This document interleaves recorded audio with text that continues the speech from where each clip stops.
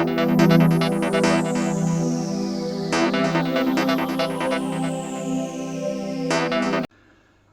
guys, I thought I'd post a little video about dealing with hernias.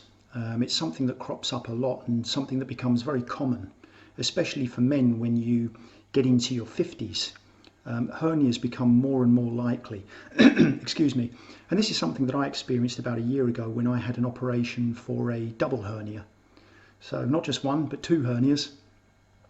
And in November 2019, I had an operation to correct that problem. Some people I speak to online, when you're engaging with people online who are into fitness and so forth, they talk about symptoms that they're getting, and you hear people saying, you know, could it be a hernia that I've got? And all I can say is that, you know, from my experience, the way that my situation panned out is that around about 18 months, a year, 18 months before I actually had my double hernia operation, the first symptoms that I experienced were stomach pains, lower stomach pains. The best way that I could describe it, it was almost like getting cramps in the lower stomach. And at first, I remember when I first experienced it, I thought maybe it was kind of like a stomach bug or something, or that I had a digestive problem.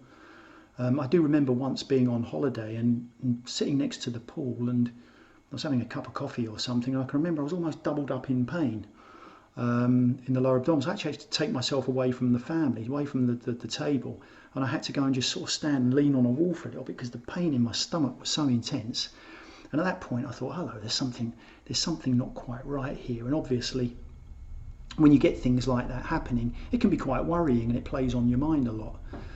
But because I'm adverse to going to the doctors, like a lot of men, especially middle-aged men, I avoided going to get it checked out initially. Thought it would just go away, and I just sort of dealt with it.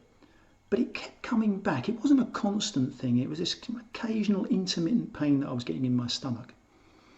And then around about 6 months after the initial pains that I was getting, I started to notice a physical change in my body, in that I got a lump down in my lower abdominals over towards the groin on the right hand side. I noticed that a lump was kind of manifesting itself, and the only way I can describe it, at first it started off very, very small. And anybody who, you know, has changed an inner tube on a bicycle wheel, you know, when you get that kind of ballooning effect from the inner tube before it bursts, when you've got a weak point in the inner tube, that's kind of what it looked like in the lower groin. And it sounds a little bit horrible, but you could actually press it back in. So, you know, if I put my finger over the groin and over where this little slight inflammation or bump was, I can actually push it back inside. And that's the first indication, because I'd read about that before. And that was the first kind of clear indication to me that I might have a hernia. And again, I didn't get it checked out at first. I thought, well, maybe this is something I can manage. So what I did was I went online, I went onto YouTube and did a search on hernias and so forth, and there were a lot of videos up there about, you know, how you could actually cure a hernia without having surgical intervention by doing certain exercises and so forth. And I thought, that's a little bit curious. I don't see quite how that's going to fix it if there's actually a hole in the muscle wall and the insides are actually poking through, which is basically what a hernia is. So eventually I thought that was a waste of time. I'm going to have to get this checked out. So several months after having the initial symptoms, I then decided to go to the doctor, which for me, as I mentioned, is something I don't like doing. I don't go to the doctor unless I think there's something really wrong. So my wife drove me down to the doctors. It was actually a general practitioner to start with. She checked me out. I explained the symptoms, etc. And then she referred me to a specialist in hernias and problems in the lower groin areas, pelvic problems and stomach problems, etc. And I made an appointment to go and see him, and that all went very, very well. I mean, I arrived there, it was here in Germany. The doctor spoke English, so it was very good to be able to, although my German's reasonably good, it was good to be able to speak in English. That relaxed me straight away, and that I could express myself properly. And I said to him, you know, I think I've got a hernia. I've got a by this time, by the time I was going to the doctors, the lump was more like the size of a table tennis ball, by the way, which sounds quite frightening, and it was quite frightening to look at. I mean, I remember when I showed my wife, it was kind of like, right, you're going to the doctor. And I explained to the doctor that I'd done the research and I felt that it was a hernia, but I wanted to come to him to have it confirmed. So what he did was, as the first part of the procedure, is he took me to the room where they had a machine where he could examine the area, an imaging machine, and he ran this imaging machine over the area where I had the lump. And as he was examining it, the lump had gone in, because when you lay down, the hernia tends to retract back inside. It's when you're standing up that it comes out. So he couldn't actually see it. He had to use this imaging device to get a look at it. And he said, he said your initial feelings on it were correct. You've got a hernia. In fact, you've got a double hernia, because he looked at the other side as well. It's just that there wasn't an imminent lump there. And he said, you're going to have a double hernia operation. So it was actually quite a relief to find out what it was, and to realise that it wasn't anything more serious than something that could be fixed. And it took a great weight off of my mind. So looking back retrospectively, my advice would be, if you're suffering with anything like this, get it checked out straight away, because if you can eliminate all the worry, the process of getting it checked out and finding out what it is actually far less stressy than actually trying to put it to the back of your mind and just trying to ignore what's happening, because that's my intuitive thing that I always do, which is the wrong way of going about it. So we made an appointment to have an operation. There was a waiting period. It wasn't too bad. I think I went for the diagnosis in September, and in November I had the operation. And he even said to me, he said, you can go and train. He said, you can carry on training if you want. It's not going to really make that much of a difference. He said, it's just that if anything's giving you pain, exercise-wise, don't do it.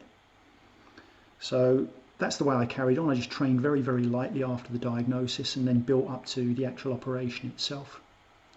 With regards to the operation, my experience of that was pretty positive. It was an overnight stay in hospital. I remember the day before the operation, I wasn't allowed to eat in the evening, the night before the operation. Wasn't allowed to eat anything. And my wife drove me to the hospital in the morning. I had an 11 a.m. appointment for the operation, and I checked into the hospital nice and early. It was around about 8:30, 9 o'clock in the morning. Got put into a room with another guy who was also awaiting an operation for a similar kind of thing to me.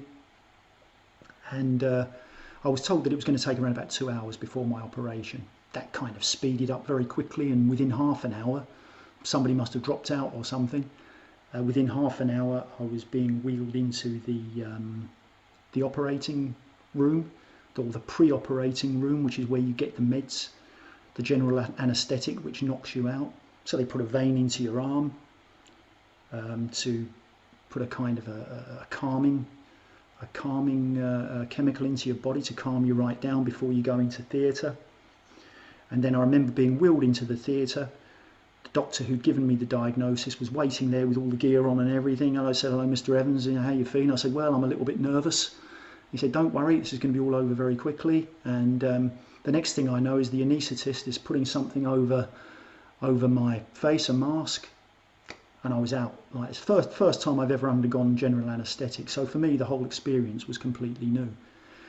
But it's a very strange feeling, isn't it? And I guess people who have been through operations and that before are aware of this as well. I thought it was going to be a frightening experience. It wasn't at all. If you kind of relax and just kind of surrender to the situation, there's a kind of serenity that comes over you. And even though I'm a little bit of a worrier by nature, and I don't like going to hospitals and I don't like doctors and things like that, if you just surrender to it, it's actually quite a relaxing experience in a strange kind of a way. The next thing I knew is I'm waking up in the recovery room, and there's a clock up to the left of me, and the first thing I did is just kind of woke up, looked up at the clock and realised that I'd been gone for about 2.5 hours, something like that. The nurse was standing there. I heard her mention over to somebody in the room, oh, he's come round. so that was quite reassuring to know that I had actually come round. And then I'm being wheeled off back into the ward. And that was around about 2 in the afternoon, something like that. And then, the rest of the day was spent kind of taking more painkillers from the nurse. The nurse would come in regularly every hour or 2 hours or so, check my blood pressure, give me some pain medication to make sure that I wasn't suffering with pain and so forth. And then I had a little bit of an uncomfortable night, to be honest with you. I didn't really sleep very well during the night, probably because of the discomfort around the stomach. But then the next morning came, they brought me some breakfast, and my wife picked me up pretty early to take me home. So I checked in sort of 8:30, 9 o'clock on the day of the operation, and I was leaving the hospital around about 8 o'clock, 9 o'clock the following day. So it was kind of like a 24-hour overnight procedure, if you like.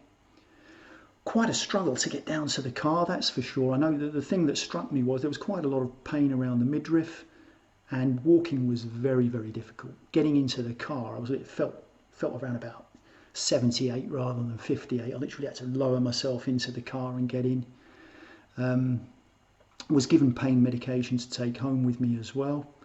And the drive home was a little bit uncomfortable. Every time there was any braking or whatever, there was a little bit of pain around the midsection where the operation had been. But not the sort of pain where you were like literally crippled up with it. It was just more like a kind of a chronic toothache in the lower abdominals, if you like. Arrived home, had a spot of lunch so you could eat and everything, and then I slept very, very well in the afternoon, the day after the operation. My first exercise was the following day. So I arrived home from hospital, relaxed all afternoon. The only discomfort was getting up. Getting up out off the sofa or getting off the bed was really quite painful. But the following morning, I remember it was the Sunday morning, because I had the operation on the Saturday. The Sunday morning I took my first exercise. So I was able to actually put my tracksuit bottoms on, put my trainers on and go out for a walk.